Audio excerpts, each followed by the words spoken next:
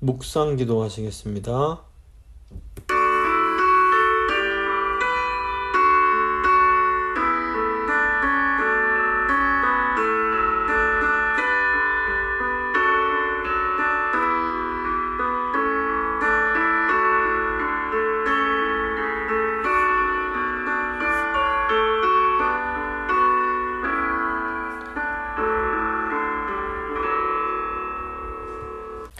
사도신경 고백합니다. 나는 전능하신 아버지 하나님, 천지의 창조주를 믿습니다. 나는 그의 유일하신 아들 우리 주 예수 그리스도를 믿습니다. 그는 성령으로 잉태되어 동정녀 마리아에게서 나시고 본디오 빌라도에게 고난을 받아 십자가에 못 박혀 죽으시고 장사된 지 사흘 만에 죽은 자 가운데서 다시 살아나셨으며 하늘에 오르시어 전능하신 아버지 하나님 우편에 앉아 계시다가 거기로부터 살아있는 자와 죽은 자를 심판하러 오십니다. 나는 성령을 믿으며 거룩한 공교회와 성도의 교제와 죄를 용서받는 것과 몸의 부활과 영생을 믿습니다. 아멘. 찬송가 208장입니다. 찬송가 208장 찬양하시겠습니다.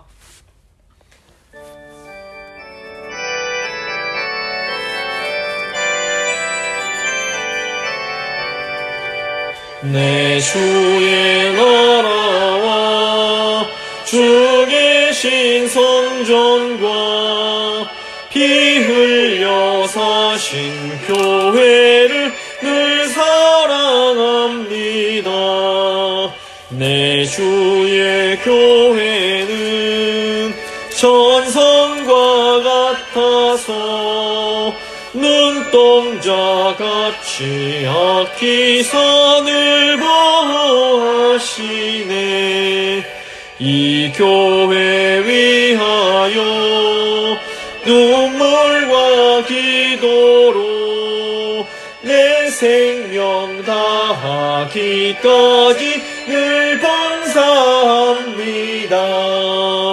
성도의 교제와 교회의 위로와 구주와 맺은 언약을 늘 기뻐합니다. 하늘의 영광과 베푸신 은혜가 진리와 함께 영원히 시온에 넘치네. 아멘. 기도하시겠습니다. 참 좋으신 하나님 아버지 감사합니다.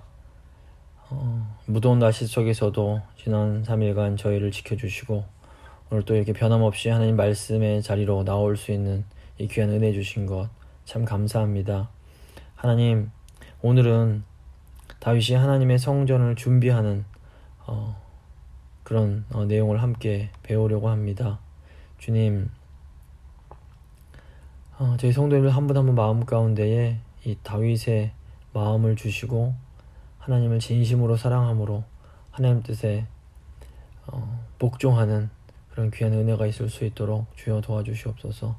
오늘 말씀 들으시는 성도님들 마음 가운데 성령 하나님이 역사해 주셔서 말씀이 깨달아지는 은혜가 있게 하시고 그 말씀이 우리 삶 가운데 잘 적용되어 줄 수 있도록 주여 함께하여 주시옵소서. 이제 시작하는 시간이오니 마치는 시간까지 주께서 모든 것을 책임져 주실 줄 믿고 감사드리며 귀하신 우리 주 예수 그리스도의 이름으로 기도합니다. 아멘. 오늘 주신 하나님 말씀은 역대상 22장 1절 말씀입니다. 역대상 22장 1절 말씀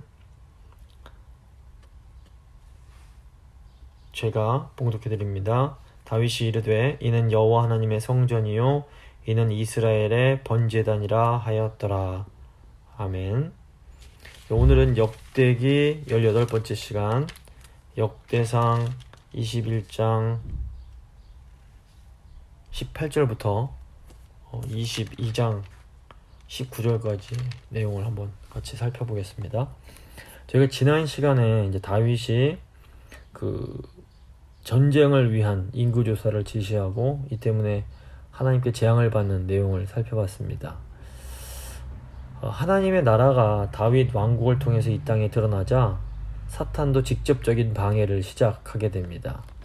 하지만 이 세상에서 일어나는 모든 일은 하나님의 주권 하에 일어나는 일이라고 할 수 있습니다. 그래서 우리가 경험을 할 때에는 인간의 죄와 또 악한 영적 세력의 방해가 분명히 있습니다.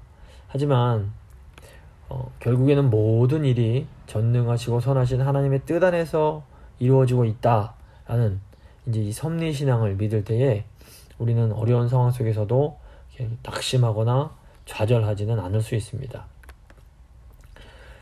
다윗의 군대 장관인 이제 요압의 모습이 지난주에 나왔는데, 이 요압을 보면 한편으로는 하나님의 뜻을 아는 것 같으면서도 또 다른 한편으로는 하나님께서 세우신 왕에게 불순종하는 이렇게 굉장히 모순적인 모습을 보이게 됩니다.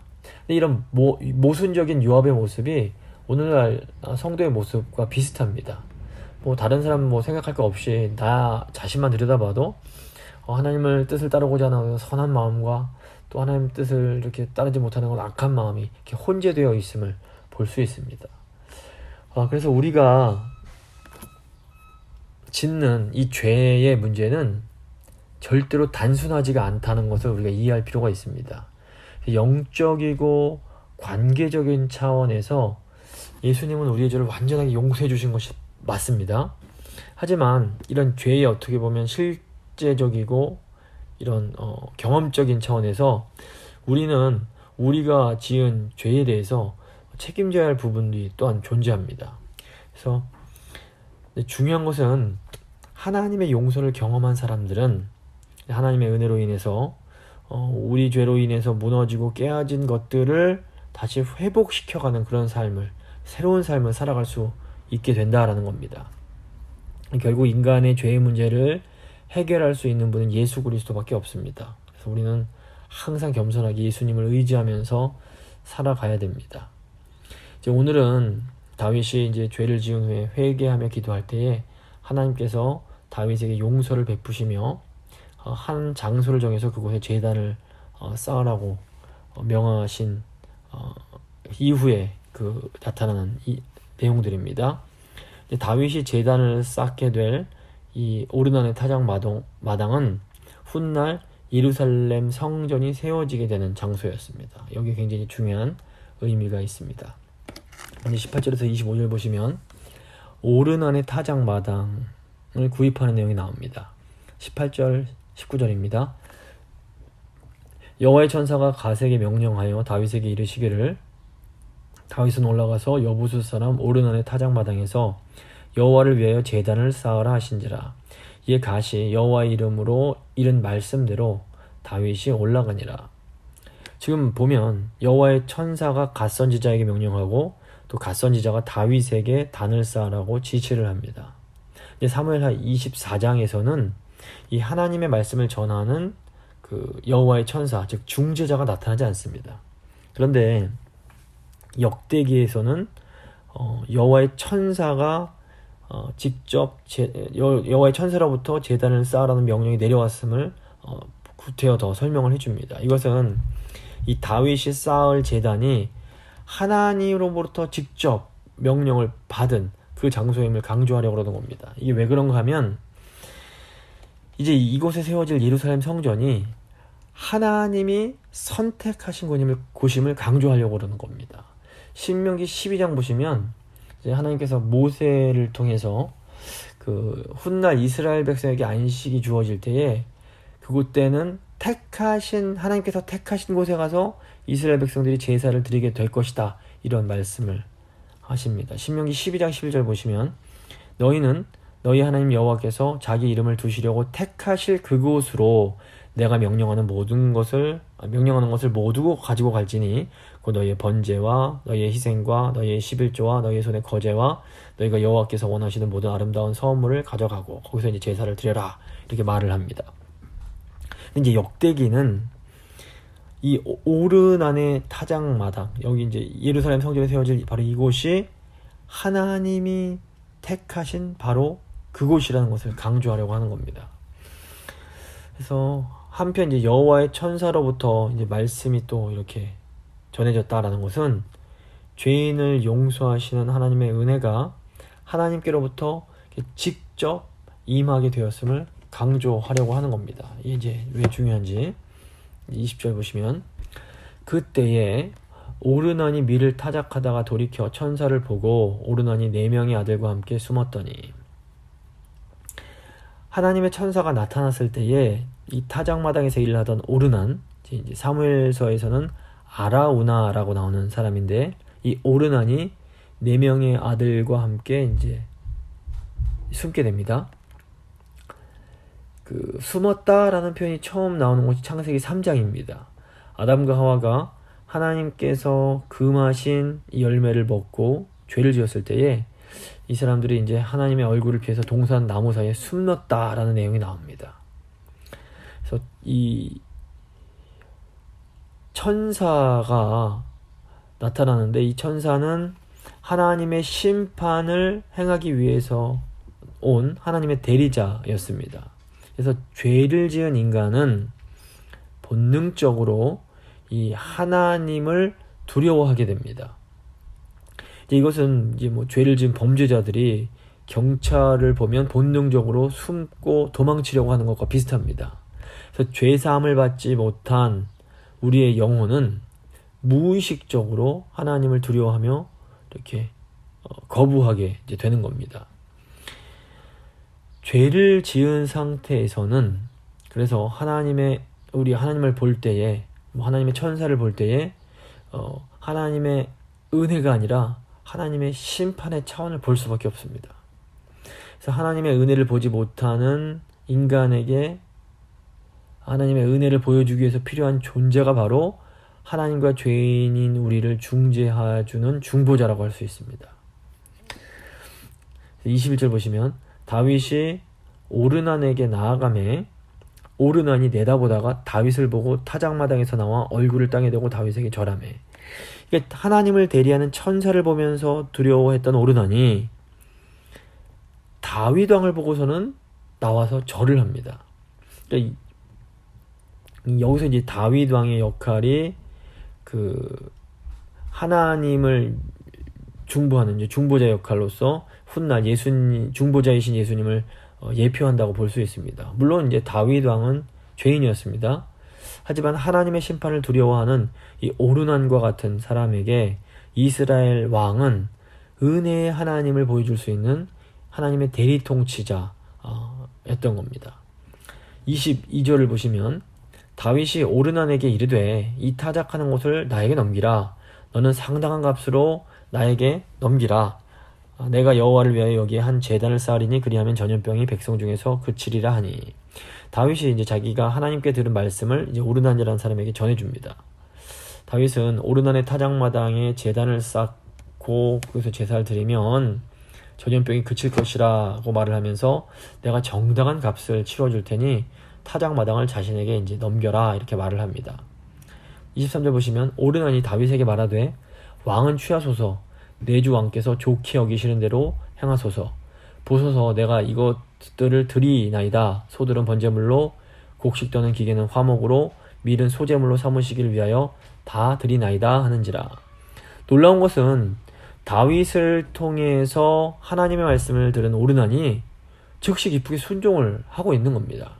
근데 이제 오르난 입장에서 보면 자기의 그 타작마당을 넘긴다는 것은 자기가 가지고 있던 모든 것을 다 잃어버리는 것이었습니다. 하지만 오르난은 가져가시라고 왕께서 좋게 여기시는 대로 다 행하시라고 이렇게 말을 하면서 모든 것을 기꺼이 드리겠다라고 말을 합니다.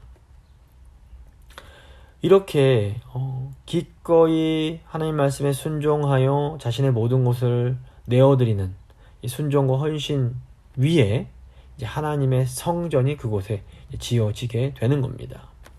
그러니까 하나님께서는 이제 이 오르난의 타작마당에 그 하나님의 은혜를 가장 분명하게 보여줄 수 있는 성전을 지으려고 계획을 하셨습니다. 그러니까 하나님의 계획하신 것이기에 결국에는 이제 반드시 이루어지게 되는 것이었습니다. 그런데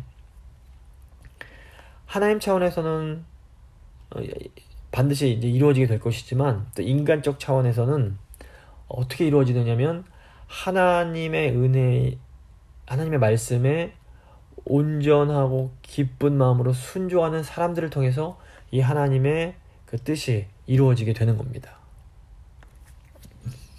이거를 이제 복음서에서도 이 똑같은 일이 있는데, 하나님은 이 땅 가운데 참된 성전이신 예수님을 보내시기로 이제 뜻을 세우셨습니다. 이 뜻은 반드시 이제 역사 가운데 이루어지게 되는데, 이것이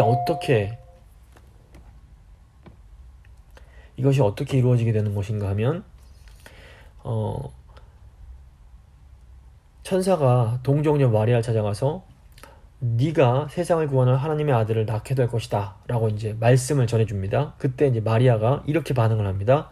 누가복음 1장 38절 보시면, 마리아가 이르되 주의 여종이오니 말씀대로 내게 이루어지리이다. 사실 이 처녀 마리아에게 이 하나님의 말씀이 이루어져서 그 처녀 몸으로 아기를 낳는다라는 것은 오늘 말씀에 나오는 오르난처럼 모든 것을 다 잃어버리는 것과 다름이 없었습니다. 하지만 하나님의 말씀을 들은 마리아는 기꺼이 자신의 모든 것을 기쁨으로 내어드리는 순종과 헌신을 하게 됩니다. 그리고 바로 이것을 통해서 이 마리아의 배 안에 이 땅에 참된 성전이신 예수님이 이제 잉태하실 수가 있게 되는 겁니다. 근데 이제 이 영적 원리가 오늘날에도 마찬가지입니다. 하나님께서 세우신 뜻은 반드시 이루어지게 됩니다.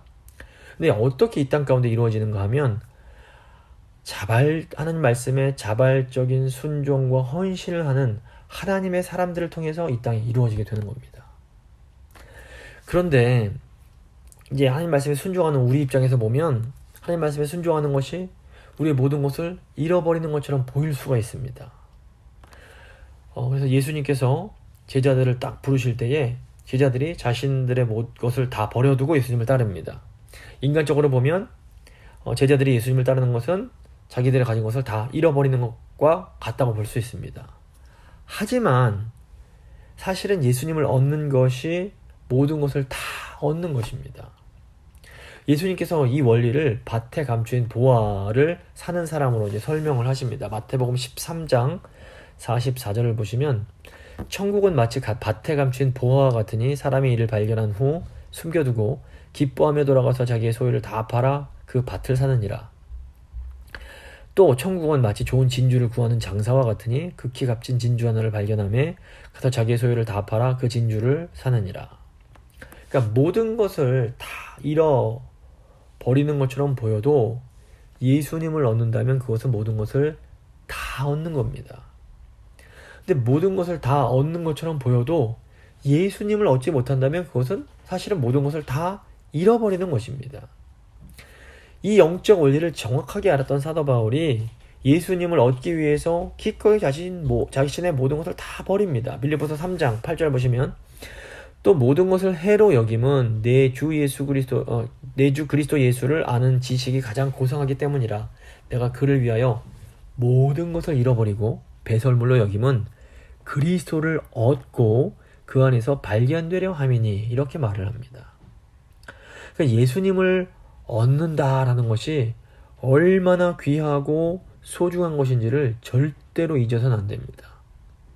또 이미 예수님을 얻은 분들은 이미 내가 예수님 안에서 모든 것을 다 얻었다는 것을 아셔야 됩니다. 예수님 안에 모든 좋은 것들이 이미 다 들어있습니다.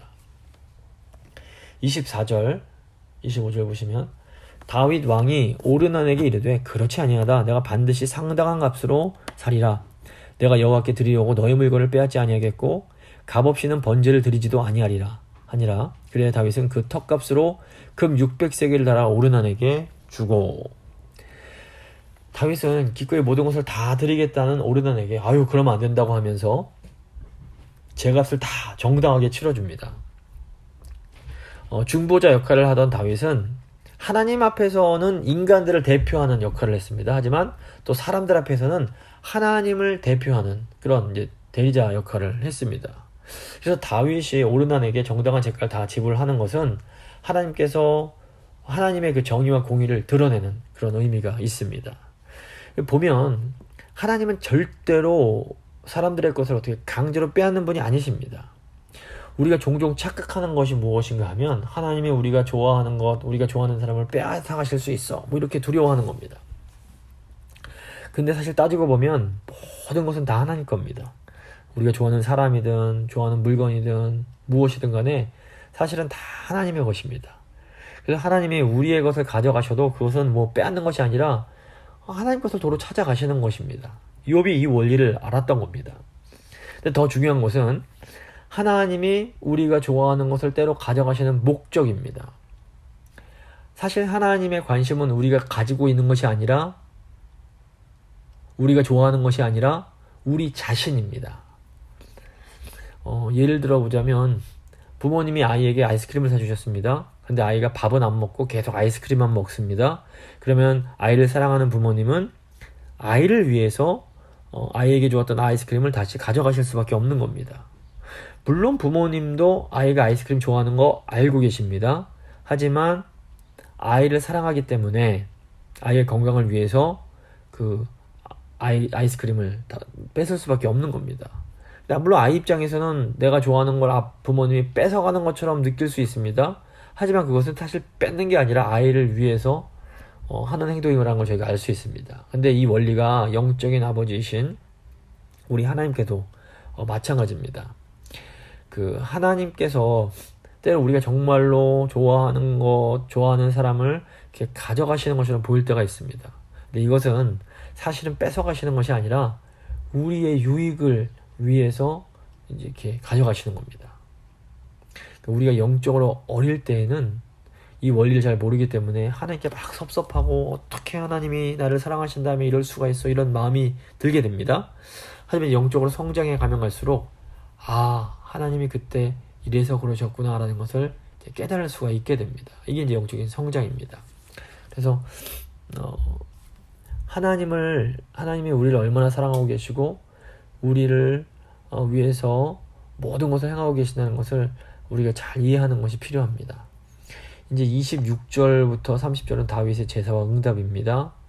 26절 보시면 다윗이 거기서 여호와를 위하여 제단을 쌓고 번제와 화목제를 드려 여호와께 아뢰었더니 여호와께서 하늘에서부터 번제단 위에 불을 내려 응답하시고 여호와께서 천사를 명령하심에 그가 칼을 칼집에 꽂았더라.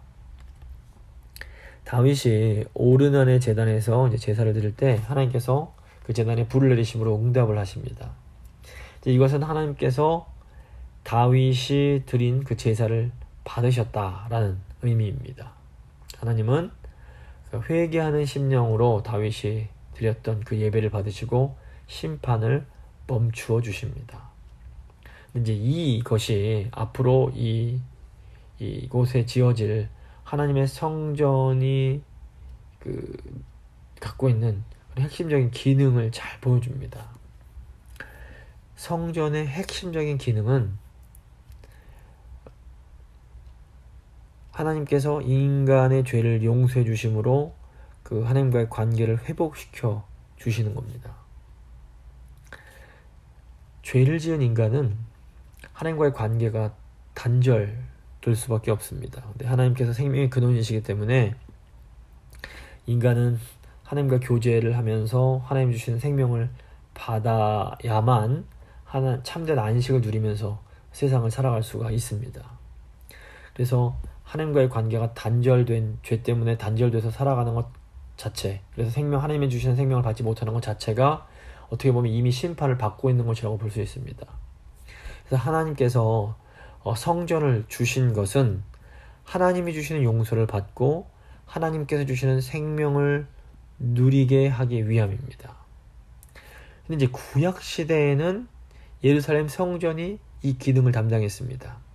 그런데 이 예루살렘 성전 역시 어떻게 보면 완전한 성전은 아니었습니다. 결국 예수님께서 인간의 몸을 입고 이 땅에 오심으로 우리의 진짜 성전이 되어주셨습니다. 이제는 예수님 안에서 하나님을 예배하는 사람은 하나님께서 주시는 용서의 은혜를 경험하고 하나님께서 주시는 생명을 받아 누리며 참된 안식 가운데 살아갈 수가 있는 겁니다. 그래서 예수님께서 수고하고 무거운 짐진 자들아 다 내게로 오라. 내가 너희를 쉬게 하리라. 내가 너에게 안식을 주겠다. 이 말씀을 하시는 겁니다.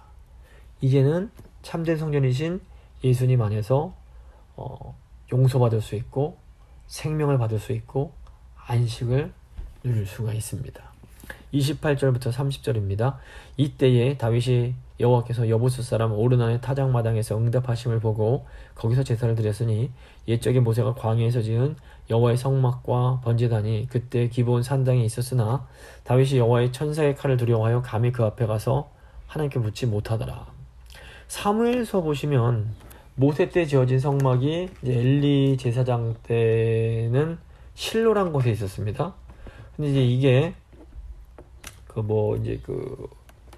엘리 제사장 때 그 법궤를 블레셋에서 뺏겼다가 다시 찾아오는 그런 일이 일어나게 되고, 그 사무엘이 왕이 되고 사무엘이 사사가 되고 사울이 왕이 되면서 이 성막, 법궤를 모신 성막이 노비란 곳에 있게 됩니다. 그리고 지금 이제 다윗이 왕이 되었을 때는 이 성막이 그 기브온이란 곳에 그 산당 안에 위치에 있게 됩니다. 누가 언제 이렇게 성막을 노베에서 또 기브온으로 옮겼는지는 성경에 기록되어 있지 않기 때문에 알 수는 없습니다. 근데 어쨌건 간에 다윗이 왕이 된 후에 기브온에 있던 그 성막 안에 있던 이 법궤를 예루살렘의 다윗성으로 옮겨오게 됩니다. 이 과정에 대해서 이제 또 저희가 길게 살펴봤는데, 근데 이렇게 법궤를 옮겨온 후에도 법궤를 두었던 성막은 여전히 그 기브온 산당에 있었던 겁니다. 그래서 다윗은 이 여호와의 법궤를 그 자신이 다윗성에 따로 준비한 그런 장막 가운데에 모셔두게 됩니다. 그래서 다윗이 다윗성에 친 장막을 본래 성막과 구별되는 의미에서 다윗의 장막이라고 부릅니다. 그래서 다윗은 아삽과 그의 형제를 이 다윗성에 있는 법궤, 즉 다윗의 장막에서 섬기게 하고, 동시에 제사장 사독과 그의 형제 제사장들에게는 기브온 산당에 있는 여호와의 성막 앞에서 제사를 드리게 했습니다. 그래서 법궤는 법궤대로 모시고 성막에서는 또 성막대로 제사를 드리는 이원 체제로 가고 있었던 겁니다. 그런데 이제 여기서 다윗이 오르난의 타작마당에서 제사를 드린 후부터는 더 이상 이제 기브온 산당에서 제사를 드릴 수 없게 되는 겁니다. 결국에는 이 성막이 솔로몬이 짓게 되는 성전으로 대체가 되게 됩니다. 그런데 이제 여기서 중요한 것은 하나님께서 허락하실 때까지 다윗은 결코 함부로 행동하지 않는다라는 겁니다. 마음이 급한 우리의 입장에서는 결국 이제 성막이 성적으로 대체될 텐데 굳이 왜 또 다윗 장막을 만들고 뭐 이렇게 그냥 성막을 가져오지 않고 일어나, 이런 생각이 또 들 수가 있습니다. 그런데 하나님의 일은 하나님의 시간표대로 움직여 가야 됩니다. 우리가 급한 마음에 막 앞서 움직인다고 하나님의 일이 더 빨리 이루어지거나 그렇지가 않는 겁니다. 그래서 양이 목자의 속도에 맞춰 가야지, 목자의 음성을 무시하고 막 급한 마음에 먼저 튀어간다고 이렇게 하다 보면 늘 사고가 생기는 경우가 많습니다.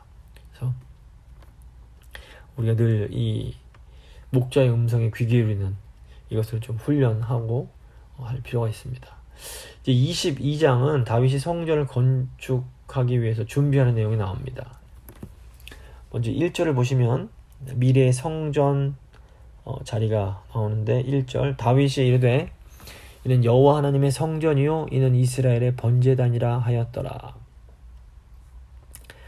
다윗이 그 인간적인 욕심에 따라서 전쟁을 위해서 인구조사를 행할 때 이스라엘 백성 전체가 심판을 받게 됩니다.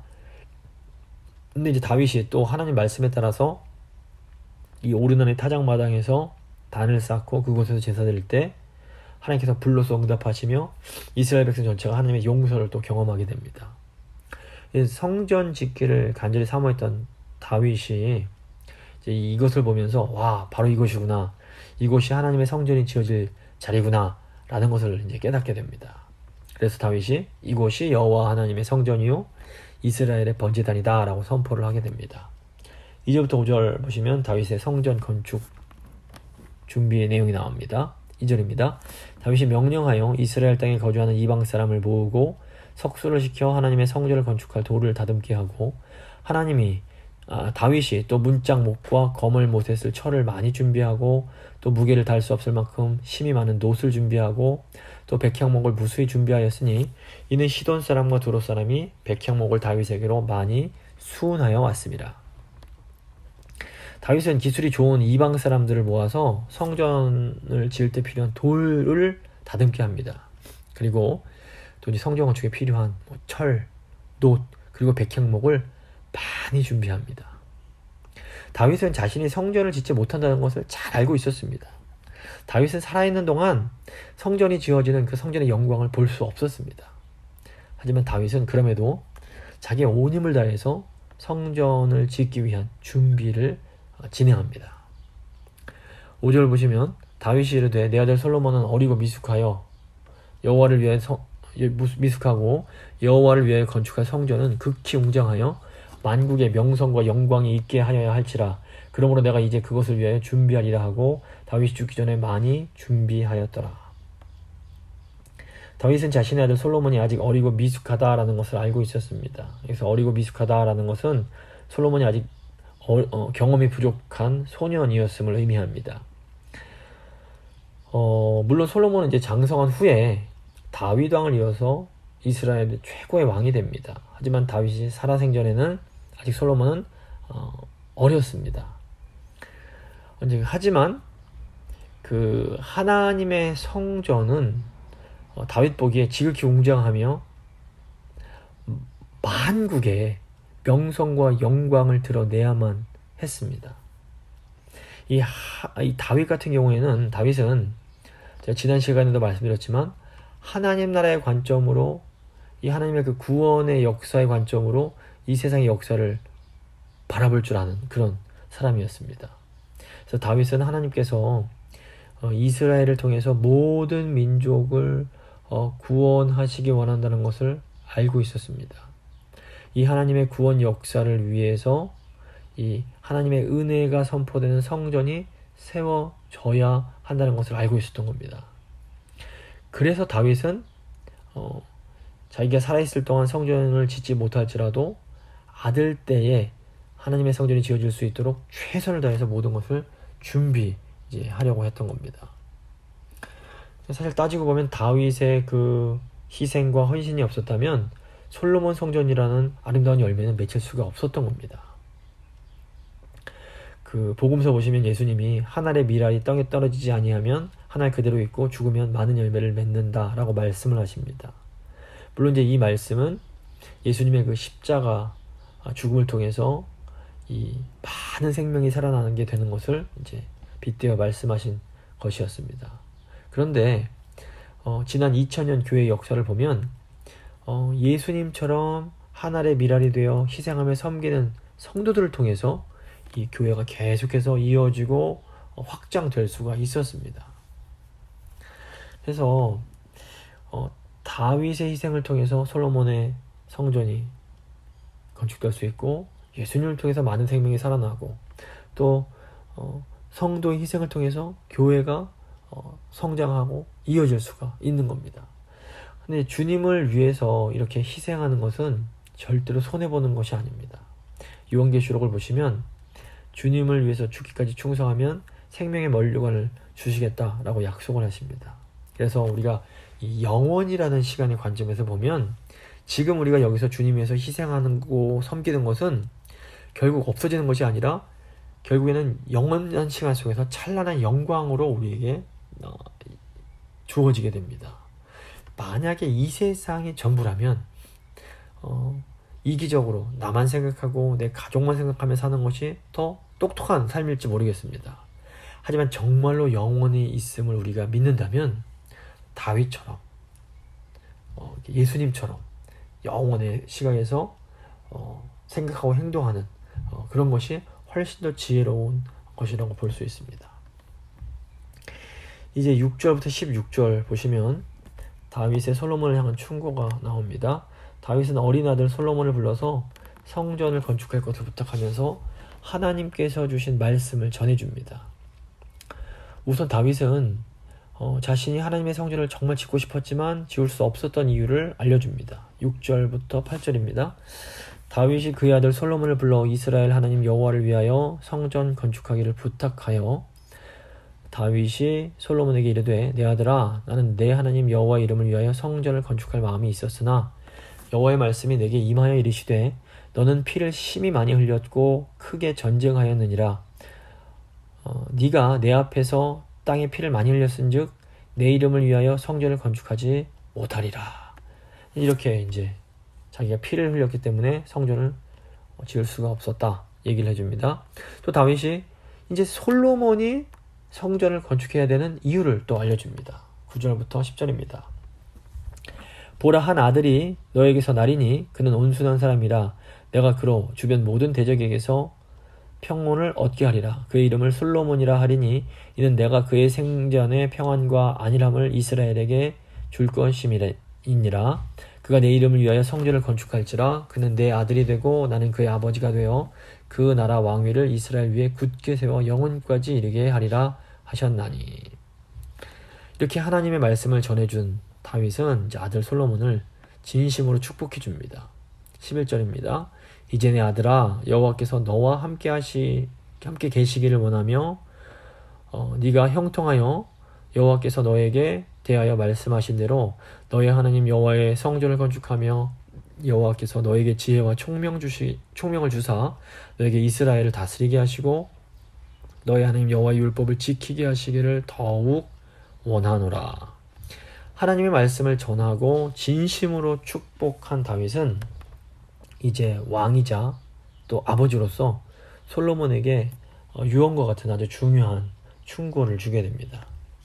크게 이제 두 부분으로 나눠지는데 첫 번째는 다윗이 하나님의 법을 잘 지키면 형통할 것이니 두려워하지 말라고 합니다. 13절입니다. 그때 네가 만일 여호와께서 모세를 통하여 이스라엘에게 명령하신 모든 규례와 법도를 삼가 행하면 형통하리니 강하고 담대하여 두려워하지 말고 놀라지 말지어다.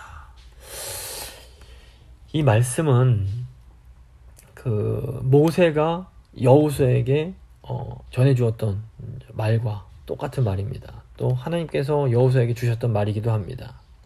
그래서 이 어른 세대가 다음 세대에게 가르쳐야 할 가장 기본적인 삶의 원리가 바로 이것입니다. 하나님 말씀에 순종하면 형통하게 된다는 것. 그러니 강하고 담대해서 두려워하지 말고 놀라지 말고 담대하게 살아가라는 겁니다. 오늘 우리 어른 세대가 우리 이제 다음 세대에게 이 말씀을 가르쳐야 됩니다. 하나님 말씀에 순종하면 형통할 테니 아무것도 두려워하지 말고 담대히 살아가라. 이게 너무너무 중요한 말씀입니다. 둘째로 다윗은 나도 최선 다해서 주님을 섬겼으니 너도 최선 다해서 주님을 섬겨라 이렇게 말을 합니다. 14절부터 16절입니다. 내가 환난 중에 여호와의 성전을 위하여 금 10만 달란트와 은 100만 달란트와 놋과 철을 그 무게를 달 수 없을 만큼 심히 많이 준비하였고 또 제목과 돌을 준비하였으나 너는 더할 것이며 또 장인이 너에게 많이 있나니 또 석수와 목수와 온 가지에 익숙한 모든 사람이니라. 금과 은과 놋과 철이 무수하니 너는 일어나 일하라. 여호와께서 너와 함께 계실지로다 하니라. 다윗은 자신이 환난 중에 어려운 중에 성전을 위해서 최선을 다해서 준비했다는 것을 말하면서 솔로몬아 너는 더 열심히 해라 이렇게 말을 합니다. 다윗이 솔로몬에게 이렇게 너는 더 해라 이렇게 말할 수 있었던 것은 다윗 자신이 어려운 상황 속에서도 정말 하나님을 위해서 최선을 다하는 삶을 살았기 때문입니다. 다윗은 나는 잘 못했지만 너는 잘해주면 좋겠다 이런 식으로 말하지 않습니다. 다윗은 나도 정말 최선을 다했다. 그러니 너도 최선을 다해라. 이렇게 말을 하는 겁니다. 그래서 주님을 위해서 최선을 다하는 모범을 보인 부모님들이 자녀들에게 나도 최선 다했으니 너는 더 주님 위해서 열심히 살라고 말해줄 수 있는 겁니다. 지금 우리 상황이 사실 쉽지 않은 어려운 상황일 때가 많습니다. 하지만 이런 어려운 상황 속에서도 우리가 주님을 위해서 최선을 다해서 사는 것이 너무 중요합니다. 우리가 이렇게 열심히 주를 위해서 충성할 때에 자녀들이 우리를 보고 결국 우리가 너는 더 열심히 해주거라 할 때 그 말을 마음 깊이 묵직하게 받아들일 수가 있습니다. 이제 마지막에 17절부터 19절은 이스라엘의 방백들에게 한 연설입니다. 다윗이 이스라엘의 지도자들을 모아놓고 솔로몬을 도와서 성전 지을 것을 당부합니다. 17절부터 18절입니다. 다윗이 또 이스라엘 모든 방백에게 명령하여 그의 아들 솔로몬을 도우라 하여 이르되 너희 하나님 여호와께서 너희와 함께 계시지 아니하시느냐? 사면으로 너에게 평온함을 주지 아니하셨느냐? 이 땅 주민을 내 손에 넘기사 이 땅으로 여호와와 그의 백성 앞에 복종하게 하셨나니. 다윗은 한번 사면을 둘러봐라. 하나님이 너희 이스라엘에게 평안을 주시지 않았느냐? 평화를 주시지 않았느냐? 그러니 이제 너희도 솔로몬 왕을 도와서 하나님의 성전을 지어라. 이렇게 말을 합니다. 19절입니다. 이제 너희는 마음과 뜻을 바쳐서 너희 하나님 여호와를 구하라. 그리고 일어나서 여호와 하나님의 성전을 건축하고 여호와의 언약궤와 하나님의 성전의 기물을 가져다가 여호와의 이름을 위하여 건축한 성전에 드리게 하라 하였더라. 다윗은 하나님이 이스라엘을 하나님 백성으로 부르신 그 목적을 정확하게 알고 있었습니다. 하나님 백성 이스라엘은 열방을 구원하기 위해서 부름받은 사람들입니다. 하나님 백성들이 하나님 주신 말씀에 순종하면 형통과 복을 받게 됩니다. 그런데 하나님 백성들은 하나님께 받은 이 복을 자기들만 좋다고 누리는 것이 아니라 다른 민족들, 모든 만민들과 나눠야 됐습니다. 그러기 위해서는 이기심에서 벗어나야 하는데 이 이기심에서 벗어나기 위해서 꼭 필요한 것이 바로 죄 용서의 은혜를 경험하는 성전이었습니다. 그래서 다윗이 마음을 모아서 성전을 건축해라 라고 한 이유가 바로 이 때문입니다. 이스라엘 백성들이 성전을 통해서 먼저 죄 용서의 은혜를 경험하고 나아가 이 은혜를 열방에 전해야 했기 때문입니다. 2000년 전에 참 성전이신 예수님께서 오심으로 이제 우리가 건축해야 할 성전은 눈에 보이는 건물이 아니게 되었습니다. 이제는 성도들이 예수님의 이름으로 성령 안에서 하나님을 예배하기 위해서 모일 때 그 성도들의 모임이 바로 성전이 됩니다. 오늘날 그래서 성전을 건축한다라는 것은 성도들의 모임인 이 교회 공동체를 이렇게 세우는 것을 의미합니다. 성도님들 한 분 한 분을 믿음으로 세워가는 것이 성전을 건축하는 겁니다. 저 위로 어른들부터 장년, 청년, 학생들, 저기 어린아이까지 모든 성도 한 명 한 명을 잘 이렇게 머리를 들어주고 세워주는 것, 예수님 안에서 바로 세우는 것, 이것이 우리가 해야 할 성전 건축입니다.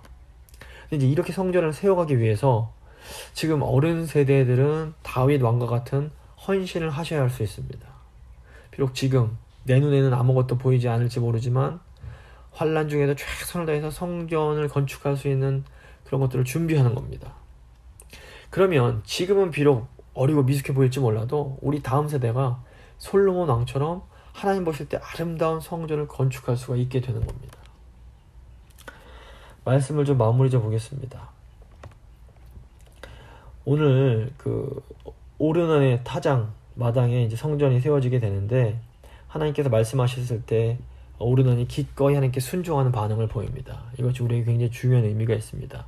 하나님 뜻은 반드시 이 땅 가운데 이루어집니다. 그런데 하나님 말씀에 기쁨으로 순종하며 헌신하여 자신의 것을 드리고자 하는 사람들을 통해서 이 땅 가운데 이루어지는 겁니다. 근데 이것은 우리가 다 하나님께 드리는 것이 결코 손해보는 것이 아니라 하나님 사실 더 많은 것을 주시고 결국은 이 우리가 주님께 드리는 헌신이 영원까지 이어져서 우리에게 큰 영광이 됩니다. 또 한 가지 더 생각할 것은 이 다윗이 이제 준비하는 성전 준비하는 것은 다윗의 때는 이루어지지 않을 것이지만 이렇게 다윗이 하나의 미랄이 되어서 땅에 자기 헌신하고 희생한 것이 결국에는 솔로몬 성전이라는 아름다운 열매를 맺게 된다라는 겁니다. 그래서 지금 저희가 비록 지금 힘들고 어려운 상황이지만 믿음으로 하나님의 그런 나라의 그 역사적 관점을 가지고 앞을 내다보면서 열심히 최선을 다할 때 하나님의 때에 하나님께서 아름다운 그런 성전을 바로 우리의 다음 세대를 통해서 이루어 주실 것입니다. 이 시간 기도하실 때 하나님 저희 마음이 기꺼이 하나님께 드리는 마음이 되길 원합니다. 저희가 다윗처럼 비록 지금 눈에 보이지 않을지라도 믿음으로 성전을 준비하는 그런 저희가 될 수 있도록 주여 도와주시옵소서. 한번 간절히 기도하도록 하겠습니다.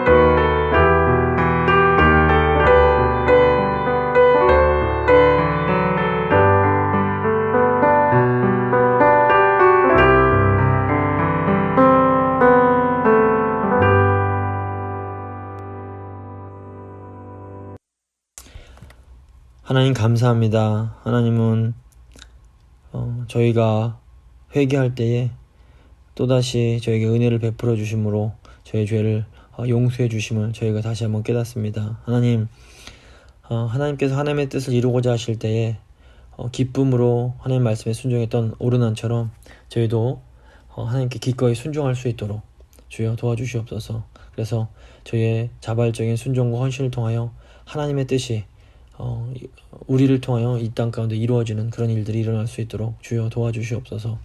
또 아버지, 다윗이 자신이 비록 성전을 짓지 못하지만 그럼에도 성전에 필요한 모든 것들을 정성스럽게 최선을 다해서 준비하는 모습을 보면서 아버지, 저희도 이 다윗과 같은 믿음으로 살아갈 수 있도록 주여 도와주시옵소서.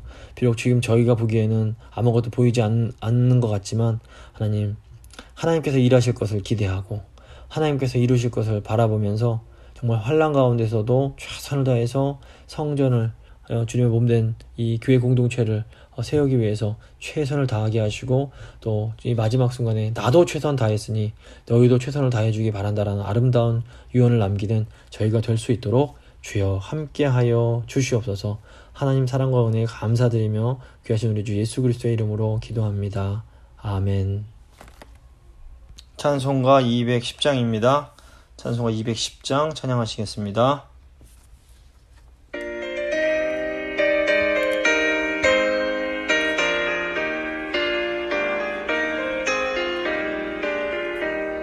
시온 성과 같은 교회 그의 영광 한없다 허락하신 말씀대로 주가 친히 세웠다 그 위에 세운 교회 흔들 자가 누구랴 모든 원수에 워싸도 아무 근심 없도다 생명샘이 솟아나와 모든 성도 마시니 언제든지 흘러넘쳐 부족함이 없도다 이런 물이 흘러가니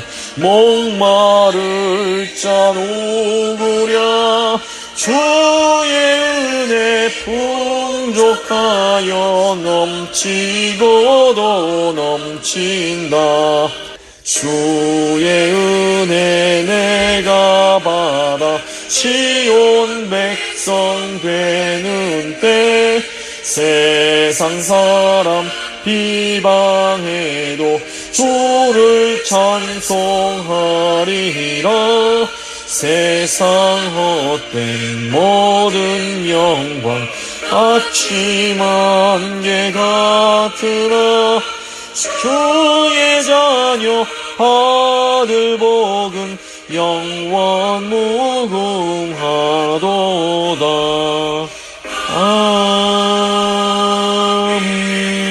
아멘.